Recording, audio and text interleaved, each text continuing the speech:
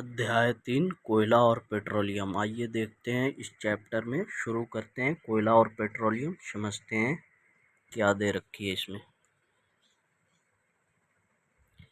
हम अपनी मूलभूत आवश्यकताओं के लिए विभिन्न पदार्थों को उपयोग में लाते हैं। इनमें से कुछ प्रकृति में पाए जाते हैं और कुछ का निर्माण मानवीय प्रयासों से किया गया है। देखिए यहाँ पे कहा जा रहा है कि हम जो भी मूलभूत आवश्यकताओं के लिए जो भी डिफरेंट पदार्थ को उपयोग में लाते हैं, उनमें से कुछ मानवीय प्रयासों यानी कि जो ह्यूमन यानी कि प्रयासों से बनाए जाते हैं या निर्माण किए जाते हैं, और कुछ प्रकृति में खुद से पाए जाते हैं।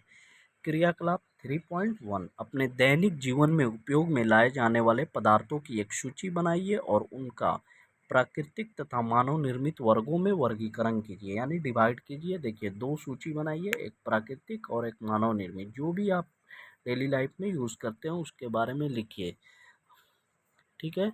क्या इस सूची में वायु, जल, मृदा और खनिज सम्मिलित है? वायु यानी कि एयर, वाटर और मिनरल्स जो ये सम्मिलित है, तो ये कहाँ से आते हैं? तो ये नेचुरल ऑकरिंग सब्सटेंस है, यानी कि नेचर में पाए जाते हैं, क्योंकि ये सब प्रकृति द्वारा उपलब्ध कराए जाते हैं। ये प्राकृतिक संसाधन कहलाते हैं। जो भी प्राकृतिक द्वारा उपलब्ध संसाधन को हम क्या बोलते हैं? प्राकृतिक संसाधन बोलते हैं, ठीक है। क्या हम अपने सभी प्राकृतिक संसाधनों का निरंतर उपयोग कर सकते हैं? यहाँ पे क्वेश्चन दे रहा है कि क्या हम प्राकृतिक संसाधनों को निरंतर उपयोग कर सकते हैं स्पॉन्टेनियसली, लगातार?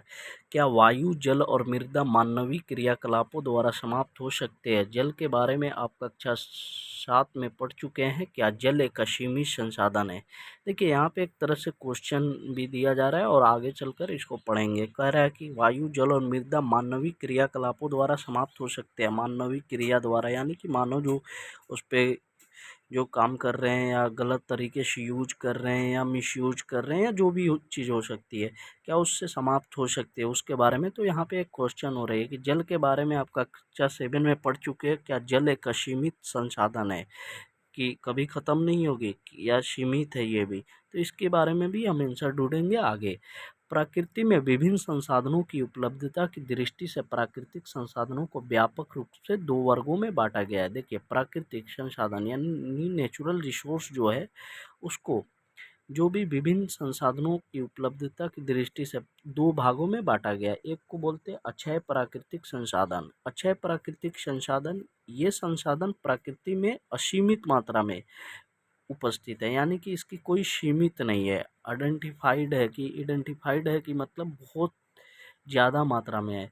मानवीय क्रियाकलापों से समाप्त होने वाली नहीं है। देखिए ये कोई मानवीय क्रिया यानी कि ह्यूमन क्रियाकलाप से समाप्त नहीं होगी, जैसे सूर्य का प्रकाश, वायु, ये सब चीज़। तो ये अक्षय प्राकृतिक संसाधन हो गया। अक्षय प्राकृतिक संसाधन कोई पूछता है क्या है, तो ये वैसी संसाधन है प्राकृतिक संसाधन में, क्योंकि अक्षय प्राकृतिक तो प्राकृतिक आ रही है, तो ये प्राकृतिक संसाधन की वो प्राकृतिक संसाधन है जिसमें कभी भी ये ये इसकी मतलब ख़त्म नहीं होगी, मतलब ये कभी भी ख़त्म नहीं होगी, ये असीमित मात्रा में उपस्थित है। इसको क्या बोलते हैं? अक्षय प्राकृतिक संसाधन। समाप्त होने वाला प्राकृतिक संसाधन। अब समाप्त होने वाला सीमित कौन सी है? सीमित चीज़ होगी वही तो, यानी कि जो परफेक्ट होगा यानी कि सीमित होगा वो चीज़ क्या होगी? वो ख़त्म हो जाएगी। असीमित यानी कि वो लॉन्ग टर्म तक चलेगी। प्रकृति में इन स्रोतों की मात्रा सीमित है। ये मानवीय क्रियाकलापों द्वारा समाप्त हो सकते हैं, जैसे वन्य जीव, खनिज, कोयला, पेट्रोलियम, प्राकृतिक गैस आदि। देखिए ये सब चीज़ जो है ये सीमित है, ये क्या होगा? ख़त्म हो जाएगी, ठीक है। क्रियाकलाप 3.2 यह कक्षा कक्ष हेतु सामूहिक क्रियाकलाप है। कुछ पात्र लीजिए, उन्हें पॉपकॉर्न, मूंगफली, भुने हुए चने, टॉफियों से भरिए। विद्यार्थी को 7 के समूह में बांट दीजिए। अब इन समूहों को 1, 2 और 4 विद्यार्थी वाले उप समूहों में बांट दीजिए। उन्हें क्रमशः पहली, दूसरी और तीसरी पीढ़ी के रूप में चिन्हित करिए। यह उपसमूह उपभोक्ताओं को निरूपित करते हैं। जनसंख्या में वृद्धि के साथ साथ दूसरी और तीसरी पीढ़ी में उपभोक्ताओं की संख्या अधिक है। प्रत्येक समूह के लिए मेज पर एक पूरा भरा पत्र रख दीजिए। प्रत्येक समूह की पहली पीढ़ी के उपभोक्ताओं से कहिए कि वे अपने समूह के पात्र से वस्तुओं का उपभोग करें। अब प्रत्येक समूह की दूसरी पीढ़ी को भी वैसे ही करने को कहिए। विद्यार्थी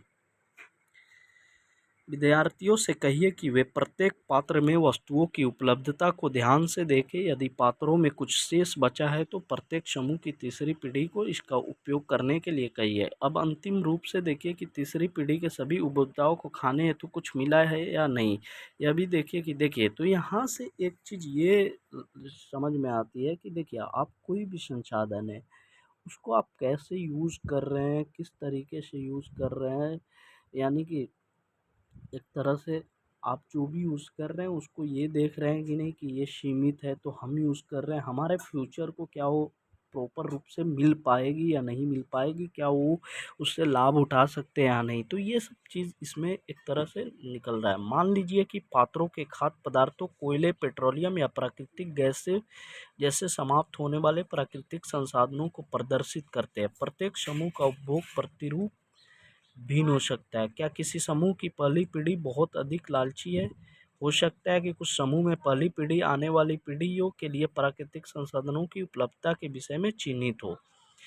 इस अध्याय में हम कोयले, पेट्रोलियम और प्राकृतिक गैसों जैसे कुछ समाप्त होने वाले प्राकृतिक संसाधनों के विषय में अध्ययन करेंगे। इनका निर्माण सजीव प्राणियों के मृत अवशेषों यानी कि जो भी लिविंग थिंग्स है उसके मृत अवशेष हो, यानी कि जो बचा अवशेष उसको बोलते हैं जो बच गया हो, जीवाश्मों से होता है। अतः इन्हें जीवाश्मी ईंधन भी कहते हैं। जीवाश्मी ईंधन इसलिए कहते हैं कि इससे हमें जीवाश्म यानी कि फ्यूल की तरह यूज करते हैं। देखिए कोयला, कोयला क्या है तो ये सीमित संसाधन में आता है, सीमित प्राकृतिक संसाधन। कोयला, आपने कोयला देखा होगा कि इसके बारे में सुना होगा। चित्र 3.1 में यह पत्थर जैसा कठोर और काले रंग का होता है। खाने पकाने हेतु उपयोग आने वाले ईंधनों में कोयला एक है। पहले इसका उपयोग रेल इंजनों को चलाने के लिए भाप बनाने में होता था। इसका उपयोग तापीय शक्ति संयंत्र यानी कि टीएनपी जो होता है, थर्मल पावर प्लांट जो होते हैं, में विद्युत उत्पन्न यानी कि इलेक्ट्रिसिटी उत्पन्न करते हेतु भी किया जाता है। कोयले का उपयोग विभिन्न उद्योगों में ईंधन के रूप में भी किया जाता है। कोयले का उपयोग जो है बहुत सारे डिफरेंट डिफरेंट ईंधन के फ्यूल के रूप में भी किया जाता है। देखिए तो क्या है, तापीय शक्ति संयंत्र को इंग्लिश में बोलते हैं पावर प्लांट यानी TPM, thermal power plant TPM, TP thermal power plant sorry TPP, thermal power plant, जिसमें क्या होता है इलेक्ट्रिसिटी को यानी बनाया जाता है, जहाँ पे इलेक्ट्रिसिटी हमारी बनती है। तो तापीय शक्ति संयंत्रों में विद्युत उत्पन्न करते हेतु भी किया जाता है। कोयले का उपयोग हम विभिन्न विभिन्न यानी बहुत सारे डिफरेंट उद्योगों में ईंधन के रूप में करते हैं, यानी कि ईंधन यानी फ्यूल के रूप में करते हैं। कोयले की कहानी आइए जानते हैं कि आखिर कोयला कहाँ से बना, कोयला हमें कहाँ से प्राप्त होता है और यह कैसे बनता है। आखिर कोयला बनी होगी तो ये कैसे बनता है। लगभग 300 मिलियन वर्ष पूर्व पृथ्वी पर निचले जलीय क्षेत्रों में घने वन थे, यानी कि अबाउट 300 मिलियंस अगो, यानी 300 मिलियन वर्ष पहले की बात है कि पृथ्वी पर निचले जलीय क्षेत्र यानी जो कि नीचे वाले जलीय क्षेत्र है, वाटर वाले क्षेत्र है, वहाँ पे घने यानी कि जंगल थे। बाढ़ जैसे प्राकृतिक प्रकर्मों के कारण ये वन मृदा के नीचे दब गए।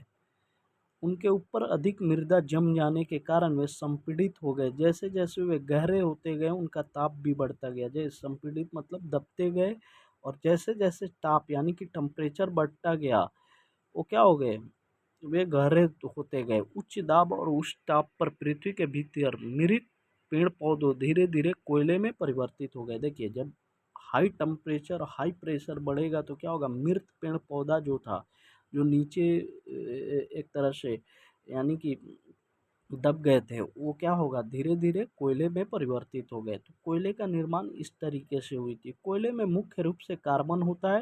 याद रखना है कोयले में कोल में जो मुख्य रूप से कार्बन होता है। मृत वनस्पति के धीमे प्रक्रम द्वारा कोयले में परिवर्तन को कार्बनीकरण कहते हैं।